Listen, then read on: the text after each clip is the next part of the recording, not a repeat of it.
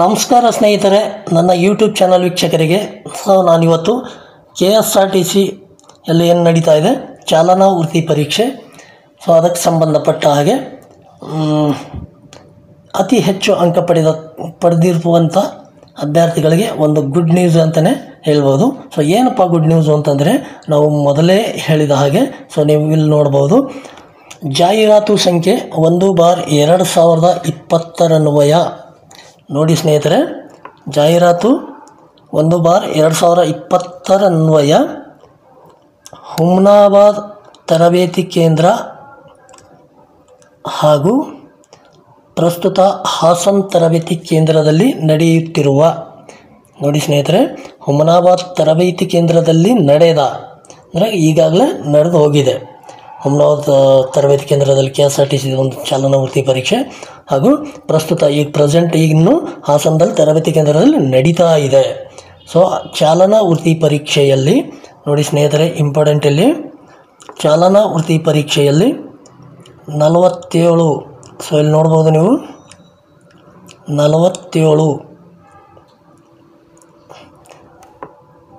47 ಹಾಗೂ ಅದಕ್ಕಿಂತ ಹೆಚ್ಚಿನ, ಅಂದರೆ 47 ನಂಬರ್ ತೊಗೊಂಡವರು, 47ವರೆ ತೊಗೊಂಡವರು, 48 ಮತ್ತು 48ವರೆ ಹಾಗೂ 49, 49ವರೆ, 50. ಈ ರೀತಿ 47 ಮೇಲೆ 47 ಹಿಡ್ಕೊಂಡು ಮೇಲ್ಗಡೆ ಯಾರ್ಯಾವ ಅಭ್ಯರ್ಥಿಗಳು ಅಂಕ ಪಡೆದಿರ್ತೀರೋ ಅಂಥ ಅಭ್ಯರ್ಥಿಗಳಿಗೆ ಒಂದು ಗುಡ್ ನ್ಯೂಸ್. ನೋಡಿ ಸ್ನೇಹಿತರೆ, 47 ಹಾಗೂ ಅದಕ್ಕಿಂತ ಹೆಚ್ಚಿನ ಅಂಕ ಪಡೆದಿರುವ ಅಭ್ಯರ್ಥಿಗಳಿಗೆ ನಿಗಮದಲ್ಲಿ ತಾತ್ಕಾಲಿಕವಾಗಿ, ಇದು ಪರ್ಮನೆಂಟ್ ಅಲ್ಲ, ಇದು ತಾತ್ಕಾಲಿಕ, ಅಂದರೆ ಇದು ಆಯ್ಕೆ ಪ್ರಕ್ರಿಯೆ ಮುಗಿಯುವವರೆಗೆ. ತಾತ್ಕಾಲಿಕವಾಗಿ 90 ದಿನಗಳ ಅವಧಿಗೆ, ಅಂದರೆ 90 ದಿನ ಅಂದರೆ 3 ತಿಂಗಳು ಅವಧಿಗೆ ಮಹಾಯಾನ ಅಂದರೆ ತಿಂಗಳಿಗೆ ರೂಪಾಯಿ 21,000. ನೋಡ್ಬೋದು ಸ್ನೇಹಿತರೆ, 21,000 ಸಂಚಿತ ವೇತನ ಹಾಗೂ ಅನುಸೂಚಿ ಭತ್ಯೆಯೊಂದಿಗೆ, ಅಂದರೆ 21,000 ರೂಪಾಯಿ ಸಂಬಳ ಸಿಗುತ್ತೆ ನಿಮಗೆ. ಒಂದು ತಿಂಗಳಲ್ಲಿ 26 ದಿನ ಡ್ಯೂಟಿ ಇರಬೇಕಾಗುತ್ತೆ, ಅಂದರೆ ಒಂದು ವೀಕ್ಲಿ ಆಫ್ ಇರುತ್ತೆ. ಒಂದು ವಾರ ಡ್ಯೂಟಿ ಮಾಡಿದ್ರೆ ಒಂದಿನ ರಜೆ ಸಿಗುತ್ತೆ. ಆ ರಜೆ ಸೇರಿಬಿಟ್ಟು ಎಲ್ಲ ನಿಮಗೆ ಪೇಮೆಂಟ್ ಕೊಡ್ತಾರೆ. ಟೋಟಲ್ 21,000 ಪೇಮೆಂಟ್ ಕೊಡ್ತಾರೆ. ಹಾಗೂ ಅನುಸೂಚಿತ ಭತ್ಯೆಯೊಂದಿಗೆ, ಅಂದರೆ ಯಾವ ರೂಟಿಗೆ ನೀವು ಡ್ಯೂಟಿಗೆ ಹೋಗ್ತೀರೋ ಒಂದು ದಿನಕ್ಕೇನು 8 ಅವರ್ ಡ್ಯೂಟಿ ಇರುತ್ತೆ, ಇದು ಎಕ್ಸ್ಟ್ರಾ ಡ್ಯೂಟಿ ಆದರೆ OT ಆಗುತ್ತೆ. ಜೊತೆಗೆ ನಿಮಗೆ ಇನ್ಸೆಂಟಿವ್ ಬರುತ್ತೆ.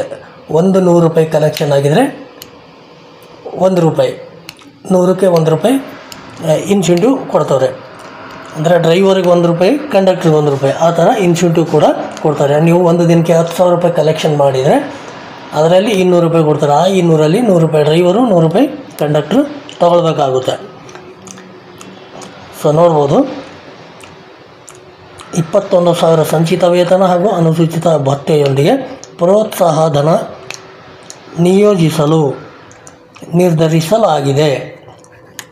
ಮುಂದುವರೆದು ಸದರಿ ಅಭ್ಯರ್ಥಿಗಳನ್ನು, ಅಂದರೆ ಯಾರ್ಯಾರು ಅಭ್ಯರ್ಥಿಗಳು 47 ಮೇಲೆ ಅಂಕ ತೊಗೊಂಡಿರೋ ಸದರಿ ಅಭ್ಯರ್ಥಿಗಳನ್ನು ನಿಗಮದ, ನೋಡಿ ಇಲ್ಲಿ ಇಂಪಾರ್ಟೆಂಟು ಡಿಪಾಸಿಟ್ ಕೊಟ್ಟಿದ್ದಾರೆ ಡಿವಿಷನ್ಗಳು ನೋಡಿ, ಮಂಗಳೂರು, ಪುತ್ತೂರು, ಚಾಮರಾಜನಗರ ಮತ್ತು ರಾಮನಗರ ಹಾಗೂ ಚಿಕ್ಕಬಳ್ಳಾಪುರ. ಈ ಒಂದು ವಿಭಾಗ ಡಿವಿಷನ್, ಅಂದರೆ ಈ ಒಂದು ಡಿವಿಷನ್ಗಳದಾಗ 3-4 ಡಿಪೋಗಳು ಬರ್ತವೆ. ಮಂಗಳೂರಲ್ಲಿ ಒಂದು 3-4 ಡಿಪೋ, ಪುತ್ತೂರಲ್ಲಿ 4 ಡಿಪೋ, ಚಾಮರಾಜನಗರದಲ್ಲಿ 5-6 ಡಿಪೋ.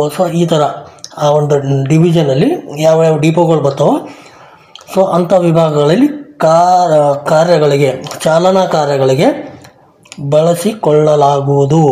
ಇಚ್ಛೆಯುಳ್ಳ ಅಭ್ಯರ್ಥಿಗಳು ಕೂಡಲೇ ಯಾರ್ಯಾರಿಗೆ ಇಂಟ್ರೆಸ್ಟ್ ಇರುತ್ತೋ, ಹೋಗ್ಬೇಕಂತೇಳಿ ಯಾರ್ಯಾರಿಗೆ ಇಂಟ್ರೆಸ್ಟ್ ಇರ್ತದೋ, ಅಂದರೆ ಕೆಲವೊಬ್ಬರೆಲ್ಲ ಪ್ರೈವೇಟಲ್ಲಿ 15,000, 20,000ಕ್ಕೆ ಕೆಲಸ ಮಾಡ್ತಾಯಿರ್ತಾರೆ. ಅಂಥವ್ರು ಅಲ್ಲಿ ನಿಮಗೆ 21,000 ಪೇಮೆಂಟು ಸಿಗುತ್ತೆ, ಜೊತೆಗೆ ವಾರಕ್ಕೊಂದು ಸಲ ರಜೆನೂ ಸಿಗುತ್ತೆ, ಜೊತೆಗೆ ಇನ್ಸೆಂಟಿವ್ ಕೂಡ ಸಿಗುತ್ತೆ. ಅಂಥ ಅಭ್ಯರ್ಥಿಗಳು ಯಾರಾದರೂ ಈಗ ಇಮಿಡಿಯೇಟಾಗಿ ಡ್ಯೂಟಿ ಮಾಡ್ಬೇಕಂತ ಏನಾದರೂ ಇಂಟ್ರೆಸ್ಟ್ ನಿಮಗಿದ್ದರೆ ನೀವುಗಳು ಏನು ಮಾಡಬೇಕು ಅಂತಂದರೆ, ಕೂಡಲೇ ಕರ್ನಾಟಕ ರಾಜ್ಯ ರಸ್ತೆ ಸಾರಿಗೆ ನಿಗಮ ಕೇಂದ್ರ ಕಚೇರಿ ನೇಮಕ ಶಾಖೆ ಶಾಂತಿನಗರ ಬೆಂಗಳೂರು ಇಲ್ಲಿಗೆ, ಅಂದರೆ ನೀವು ಡಾಕ್ಯುಮೆಂಟ್ಸ್ ವೆರಿಫಿಕೇಷನ್ಗೆ ಏನು ಹೋಗಿದ್ದೀರಲ್ಲ ಆಫೀಸಿಗೆ, ಸೊ ಆ ಆಫೀಸಿಗೆ ನೀವು ನಿಮ್ಮದು ಎಲ್ಲ ಒರಿಜಿನಲ್ ಡಾಕ್ಯುಮೆಂಟ್ಸು ಜೊತೆಗೆ ನೀವು ಟ್ರ್ಯಾಕ್ ಟೆಸ್ಟಲ್ಲಿ 47 ಅಂಕ ಪಡೆದಿದ್ದೀರಲ್ಲ, ಸೊ ಅದನ್ನು ಮಾರ್ಕ್ಸ್ ಕಾರ್ಡ್ ತೊಗೊಂಡು ನೀವು ಕೂಡಲೇ ಅಲ್ಲಿಗೆ ಭೇಟಿ ನೀಡಬೇಕಾಗುತ್ತೆ. ಸೊ ನೋಡಿ ಸ್ನೇಹಿತರೆ,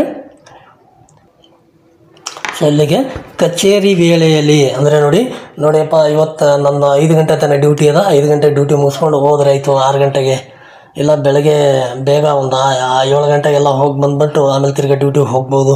ಸೊ ಆ ಥರ ಪ್ಲ್ಯಾನ್ ಇಲ್ಲ. ಅಂದರೆ ಕಚೇರಿ ವೇಳೆ ಅಂದರೆ ಬೆಳಗ್ಗೆ 10 ಗಂಟೆ ಮೇಲೆ ಸಂಜೆ 4:15 ಗಂಟೆ ಒಳಗಾಗಿ ನೀವು ಅಲ್ಲಿ ಖುದ್ದಾಗಿ ಹಾಜರಾಗಿ ತಮ್ಮ ಇಚ್ಛೆಯುಳ್ಳ ವಿಭಾಗವನ್ನು ಆಯ್ಕೆ ಮಾಡಿಕೊಳ್ಳಲು, ಅಂದರೆ ನಿಮ್ಗೇನು ಮೇಲೆ ಏನು ಡಿಪೋಗಳು ತೋರಿಸಿದಾರೋ ಮಂಗಳೂರು, ಪುತ್ತೂರು, ಚಾಮರಾಜನಗರ, ಚಿಕ್ಕಬಳ್ಳಾಪುರ, ಸೊ ಆ ಒಂದು ವಿಭಾಗ ಅಂದರೆ ಆ ಒಂದು ಡಿವಿಷನ್ಗೆ ಒಳಪಡುವಂತಕ್ಕಂಥ ಯಾವ ಡಿಪೋಗಳಿರ್ತಾವೋ ಆ ಡಿಪೋವನ್ನು ನೀವು ಆಯ್ಕೆ ಮಾಡಿಕೊಳ್ಳಲು ಸೂಚಿಸಲಾಗಿದೆ. ಸೊ ಜೊತೆಗೆ ಇಲ್ಲೊಂದು ಇಂಪಾರ್ಟೆಂಟ್ ನ್ಯೂಸ್ ಕೂಡ ಇದೆ ನೋಡಿ. ಸೊ ಏನು ಇಂಪಾರ್ಟೆಂಟ್ ನ್ಯೂಸ್ ಅಂತಂದರೆ, ಸೊ ನೋಡಿ ವಿಶೇಷ ಸೂಚನೆ.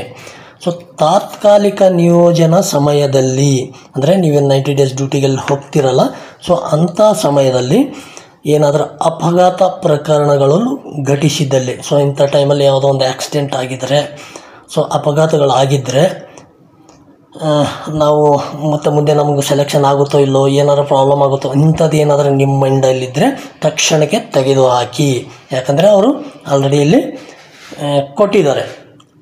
ಸೊ ಇಂಥದ್ದು ಏನಾರು ಅಪಘಾತ ಪ್ರಕರಣ ಘಟಿಸಿದಲ್ಲಿ ತಾವು ಮುಂದೆ ಸದರಿ ನೇಮಕಾತಿಗೆ ಆಯ್ಕೆಯಾದಲ್ಲಿ, ಅಂದರೆ ನೀವು ಇದ್ರಾಗ ಏನಾದರೂ ಮುಂದೆ ನೆಕ್ಸ್ಟ್ ಸೆಲೆಕ್ಷನ್ ಆಗಿದ್ದರೆ ಆ ಆಯ್ಕೆಗೆ, ಆ ಒಂದು ಸೆಲೆಕ್ಷನ್ಗೆ ಈ ಪ್ರಕರಣವು ಬಾಧಕವಾಗುವುದಿಲ್ಲ. ಅಂದರೆ ಆ ಒಂದು ಸೆಲೆಕ್ಷನ್ಗೆ ಈ ಆಕ್ಸಿಡೆಂಟ್ ಪ್ರಕರಣ ಯಾವುದೇ ಪ್ರಾಬ್ಲಮ್ ಇಲ್ಲ. ಹಾಗೂ ಆಯ್ಕೆ ಆದ ನಂತರವೂ, ಸೊ ಸೆಲೆಕ್ಷನ್ಗೆ ಏನು ಪ್ರಾಬ್ಲಮ್ ಇಲ್ಲ ಅಂತೇಳಿ ಬಿಟ್ಬಿಡೋದಿಲ್ಲ, ಸೆಲೆಕ್ಷನ್ ಆದ ನಂತರವೂ, ಸೆಲೆಕ್ಷನ್ ಆದ್ರೂ ಸಹ ಸದರಿ ಪ್ರಕರಣದಲ್ಲಿ ಕ್ರಮ ಜರುಗಿಸುವುದಿಲ್ಲ.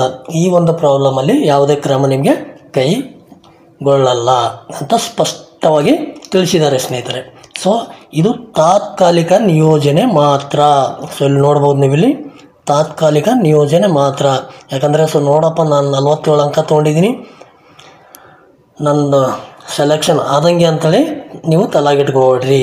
ಇದು ಓನ್ಲಿ ತಾತ್ಕಾಲಿಕ, ಟೆಂಪರರಿ ಮಾತ್ರ. ಸೊ ನೋಡಿ KSRTCಯಿಂದ ಈ ಒಂದು ಮಾಹಿತಿ.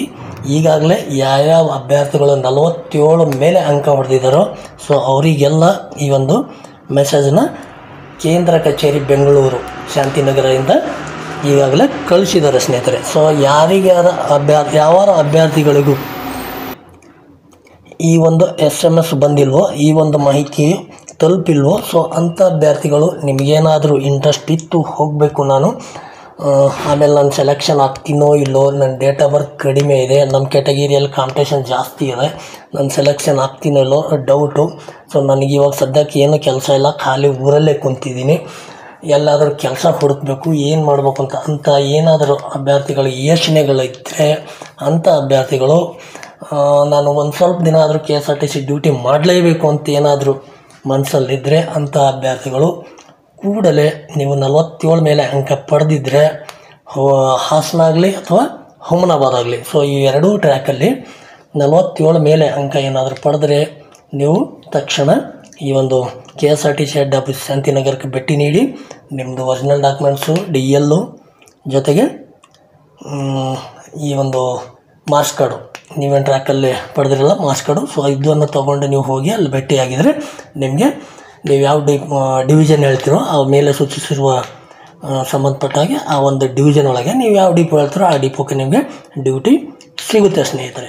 ಸೊ ಇದಕ್ಕೆ ಹೋಗೋದ್ರಿಂದ ನಿಮ್ಗೆ ಏನಾಗುತ್ತೆ ಅಂದರೆ ಮುಂದೆ ಸೆಲೆಕ್ಷನ್ ಆದಮೇಲೆ ಒಂದು ಉತ್ತಮ ತರಬೇತಿ ಕೂಡ ಇವಾಗಲೇ ಮುಂಚೆನೇ ಸಿಕ್ಕಂಗೆ ಆಗುತ್ತೆ. ಸೊ ನೋಡಿ, ಯಾರ್ಯಾರಿಗೆ ಇಂಟ್ರೆಸ್ಟ್ ಇರುತ್ತೋ ಅಂಥ ಅಭ್ಯರ್ಥಿಗಳೆಲ್ಲ ನೀವೆಲ್ಲ ಹೋಗ್ಬೋದು ಅಂತ ಹೇಳುತ್ತಾ, ಸೊ ನನ್ನ ಚಾನಲ್ ಇನ್ನೂ ಯಾರ್ಯಾರು ಸಬ್ಸ್ಕ್ರೈಬ್ ಆಗಿಲ್ಲ ದಯವಿಟ್ಟು ಸಬ್ಸ್ಕ್ರೈಬ್ ಮಾಡ್ಕೊಳ್ಳಿ. ಜೊತೆಗೆ ಮಾಹಿತಿ ಇಷ್ಟ ಆಗಿದರೆ ಒಂದು ಲೈಕ್ ಮಾಡಿ. ಜೊತೆಗೆ ನಿಮ್ಮ ಸ್ನೇಹಿತರು ಯಾರಾದರೂ 47+ ಅಂಕ ಯಾರಾದರೂ ಪಡೆದಿದ್ರೆ, ಸೊ ಅಂಥ ಅಭ್ಯರ್ಥಿಗಳಿಗೆ ಈ ಮಾಹಿತಿನ ಶೇರ್ ಮಾಡಿ ಅಂತ ಹೇಳುತ್ತಾ, ನಿಮ್ಮ ಅನಿಸಿಕೆ ಅಭಿಪ್ರಾಯಗಳು ಏನಾದರೂ ಇದ್ದರೆ ಖಂಡಿತವಾಗಲೂ ಕಾಮೆಂಟಲ್ಲಿ ಕೇಳ್ಬೋದು ಅಂತ ಹೇಳುತ್ತಾ ಮತ್ತೆ ಸಿಗೋಣ ಮುಂದಿನ ವಿಡಿಯೋದಲ್ಲಿ. ನಮಸ್ಕಾರ, ಧನ್ಯವಾದಗಳು.